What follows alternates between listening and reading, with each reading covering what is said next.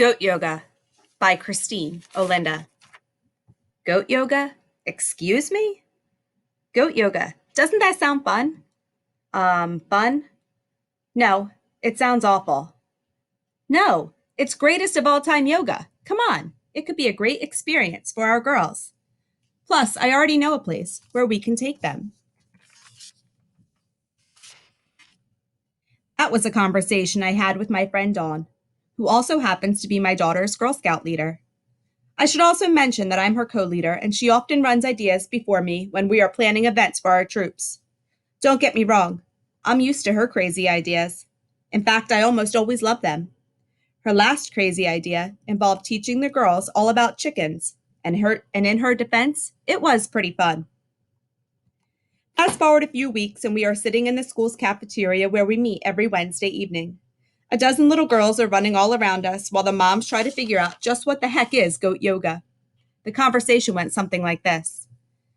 Have you guys ever heard of goat yoga? The mom's eyes go wide. It's silent, so silent. And I watch as their eyes dart from one another's, waiting for someone to respond. I can see Dawn is drowning.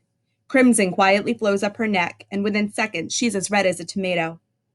I can't let her suffer any longer, so I speak up. Yeah, it's like regular yoga, but with goats. Dawn found a place that will let us take the girls. And before we do goat yoga, they will teach the girls all about the animals on the farm, and even let them ride the horses there. It sounds like a lot of fun. By this time, a few of the girls have walked over to us and are listening to me talk about the animals. Seizing the opportunity, I turn to the girls and say, So what do you think? Would you girls like to try goat yoga? The girls scream and jump up and down and hug each other as if I told them we had just won the lottery. I know it was a dirty trick. Tell the kids all about goat yoga, get them excited, then the moms have to say yes. I know the moms were giving me the stink eye and calling me dirty words in their head. What I didn't know was that I was agreeing to and even leading a group of girls into a very dirty and stinky goat yoga day. We arrived at the farm early that Saturday morning in old clothes. The owner cheerfully greeted us as she led us over to a fenced-in area filled with goats, pigs, ducks, and chickens. As she lectured the girls about animal safety and how important it was to be quiet and move slowly, the biggest goat in the yard quietly crept up behind her. Our eyes grew wide when she realized that Duke was standing behind her. The owner giggled and told us that Duke is friendly and loves kids, and to not let him scare us because of his size. In the next few minutes, the girls were in the pen and petting the goats and feeding them treats. Who knew goats love treats? Soon we would head over to the outdoor yoga studio where many of the goats would join us. As the group begins to walk over to the goat yoga studio, we all quickly learn to watch where we step. We grabbed our yoga mats, took off our socks and shoes, and started to lay them in a circle. The instructor began doing poses for the girls, and the girls joined in, quietly doing the stretches with the sound of the birds chirping in the background. It was the calm before the storm.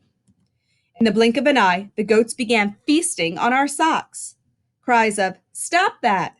and "Mom, help me! The big one is eating my socks!" sounded in the yard. Stunned moms watched in horror and fascination as their girls wrestled half-eaten socks from the goats' mouths. During the height of the sock eating, several goats decided to participate in the yoga session and stood on the mats, which had been carefully laid in a circle. More screams that could probably have been heard all the way to the Mississippi River began as the goats began to pee on the girls' mats. It was as if the mats were the goats' actual targets. The yoga instructor carried on teaching her routine as a dozen little girls ran around the studio, wrestling socks from the hungry mouths of goats while desperately trying to avoid the giant yellow puddles.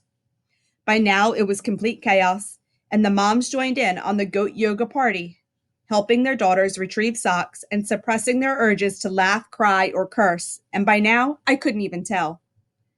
We spent more time that day avoiding the goats during goat yoga than actually doing any yoga, and we learned a few very valuable lessons. Number 1, goats love snacks, so bring a lot of them. Number 2, bring socks to goat yoga that you are okay with being eaten. Number 3, avoiding yellow puddles is nearly impossible. And number 4, and most importantly, goat yoga does not mean greatest of all time yoga.